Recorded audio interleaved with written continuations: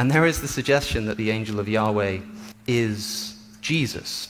That doesn't seem to make much sense to me. For a start, if you turn to Hebrews chapter 1, the very first verse says, "In the past, God spoke to our ancestors through the prophets at many times and in various ways.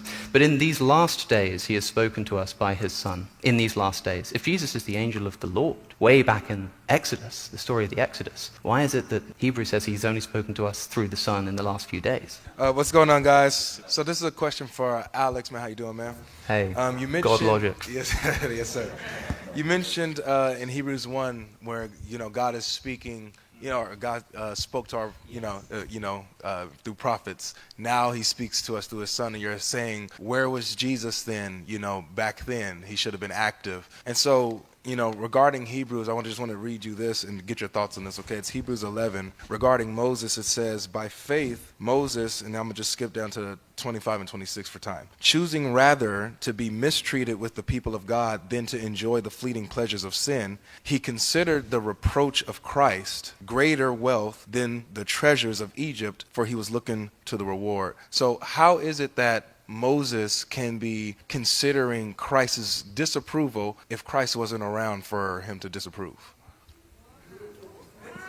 Yeah, that is a great question. So Christ there, he regarded disgrace for the sake of Christ as greater value than the treasures of Egypt because he was looking ahead to his reward. Now, that's something which I think it's a good point. I mean, of course, I can offer a Christological interpretation of this, which sort of says that Christ is promised as the Redeemer of mankind, and we're looking at this in retro. Where's he gone? Oh, there you are. And we're looking, and just dropped it and left. And I suppose we're looking at this in retrospect, and he regarded disgrace for the sake of Christ. Yeah, I do think that in this instance, Hebrews is probably presenting Jesus as, I don't know about the angel of Yahweh, but certainly we're looking at a high Christology in Hebrews, yeah. So close. But, yeah, I see what you're saying.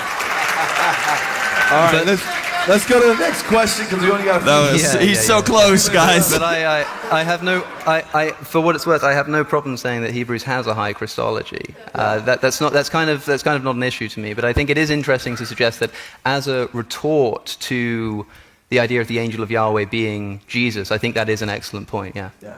But claiming to be Yahweh and claiming to have those attributes and those,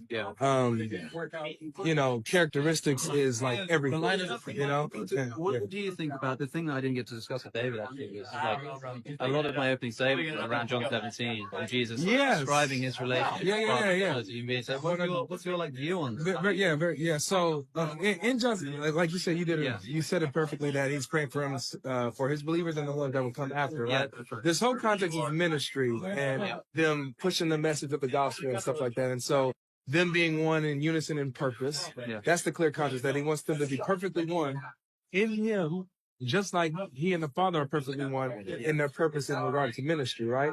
Now, here's ministry. in regards to the ministry, in regards to the purpose. Okay. And so here's something special, because you even mentioned how Jesus says, he says, the glory that you have given me, I've given them. Right? Now, there's something in particular here when it's talking about the glory. You have the glory that Jesus received from the Father that's regarding miracle working, like in his ministry. It's ministry work. So, like, for example, in John 2, when Jesus performs his first miracle, right? It says, after he performed his miracle, it says, and he revealed his glory by performing the miracle.